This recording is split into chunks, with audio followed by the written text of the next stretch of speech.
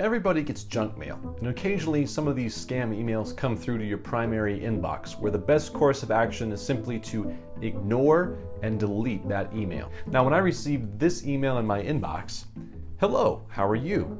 I have the biggest diamond for sale. Hope to hear from you to send photos of it. Samuel." I should have hit ignore and delete. But it was a quiet week at work. I also just so happen to work in the jewelry industry. So I replied, "I would love to see the biggest diamond for sale. What have you got?" Within minutes, I got a reply with pictures. The biggest diamond was 46.88 carats, and it would cost $22,000. It also came with an official GIA report. It looked super official on that Google Words document that he wrote up that afternoon, especially the part that said, "Fancy intense white color." I think the word he was going for was fancy.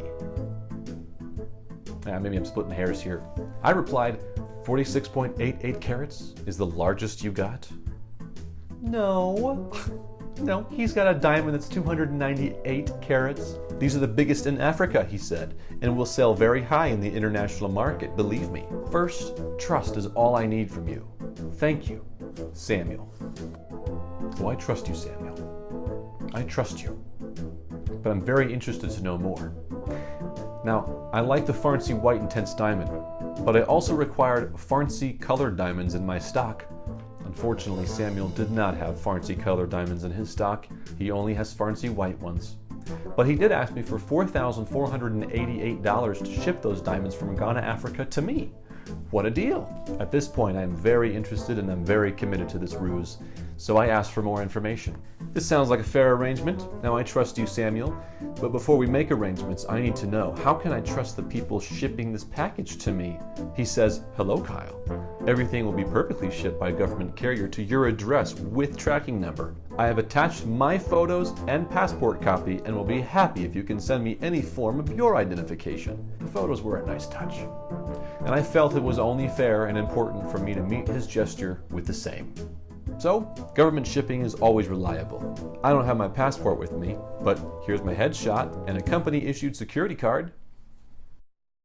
Yeah, I kind of made that security card 5 minutes earlier.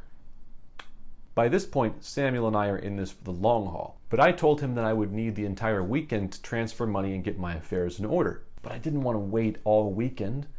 I wouldn't hear from Samuel for days. I was going to start missing him. So, I emailed him back 2 hours later and introduced a new character into our ruse. "Samuel, I have news. While working on a transaction, a business associate of mine overheard our deal and has offered me the chance to sell a 587.7 carat diamond. Samuel, this opportunity is real. The fortune to be made on the stone is untold. Please advise." I thought pitting him up against an imaginary competitor would somehow weasel me a better deal on the shipping costs, But it didn't work at all. Samuel saw right through that and he stuck to his guns and he asked for the $4,488. And he listed me a number of reasons why it was going to cost that much. Good for you, Samuel. Way to negotiate. So I said, "Samuel, I understand now completely. I will be in touch next week when I have everything ready." As we wait for things to line up, can you tell me a little bit about yourself? What followed was the most epic exchange of emails I have ever sent or received in my life. "Hello, Kyle. My hobbies are listening to music. Due to this hobbies, I have my personal song, which you can listen to or download on iTunes. When I am free, I love to exercise my dancing skills because I really want to be a future star in gospel music. The food I love best is fufu and fish. I have sent you the photo of how the food looks like. It won of best African food." Samuel, so many interesting things. My favorite new food is chocolate hummus, which is smashed beans and cocoa powder.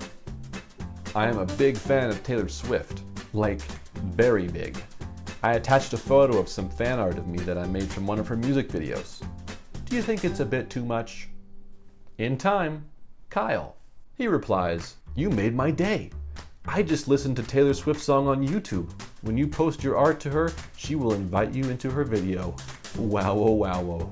I figured we had hit the pinnacle of ridiculousness at this point, and I wanted to cool off for a couple of days. So I didn't reply for a while. After 2 days, I get this email. "Hello, Kyle. How are things going on? I haven't heard from you from 2 days now." Now at this point, I could have dragged things out further. I could have gotten even more ridiculous. But all good things must come to an end. And I knew what I had to do. I had to break up with Samuel.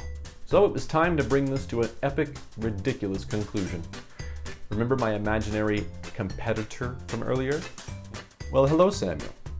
I hate to say it, but the other diamond arrived, and boy, was it bigger in person. I've attached an image per your request. I'm quite happy with my diamond selection, and I think I'll stick with it. Thanks for your consideration, but I'll pass on proceeding with this opportunity.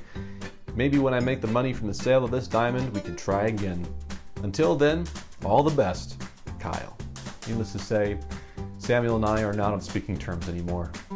But he might be speaking to someone from the FTC or eConsumer.gov because I reported him to both of those agencies. Turns out, fraud is pretty much illegal in every country. And the passports and images that he sent me were very helpful for those agents who are investigating this file. So remember, next time you have a suspicious email in your inbox, the best course of action is to hit ignore and delete, because nothing good can come out of replying. Unless it leads to a good YouTube video.